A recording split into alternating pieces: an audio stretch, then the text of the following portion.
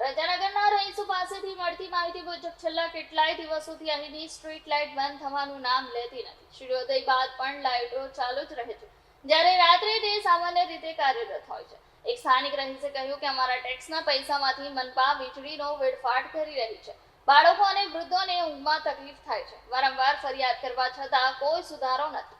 આ મામલે સ્થાનિક લોકોનો સવાલ છે કે શું મનપાનો ઇલેક્ટ્રિક વિભાગ ઇરાદાપૂર્વક પ્રજા ટેક્સના પૈસા બરબાદ કરી રહ્યો છે? કેટલાક લોકો તો આ ભ્રષ્ટાચારના પાપમાં ભાગીદારીની શંકા પણ વ્યક્ત કરી રહ્યા છે। આરોપ છે કે વીજ વિભાગના કર્મચારીઓ બિનજરૂરી લાઇટથી વીજળીના બિલને ફુગાવતા હોય છે, જેનો લાભ ઇલેક્ટ્રિક કોન્ટ્રાક્ટરો કે અધિકારીઓને થતો હોય છે। હવે જોવાનું એ છે કે શું આ બાબતે મનપા સામે કાયદેસરની કાર્યવાહી થશે। સુરત શહેરને સ્માર્ટ સિટી બનાવવાના દાવાઓ વચ્ચે રજાનગરની સ્ટ્રીટ લાઇટની સમસ્યા મનપા માટે શરમજનક છે। હવે જોવાનું એ રહેશે કે આ વિભાગ પર ભ્રષ્ટાચારના આરોપો સાબિત થાય છે કે પછી બેદરકારીને જ પાપ પુણ્યમાં ભાગીદારી કહેવાય છે। સમય જ ઉત્તર આપશે।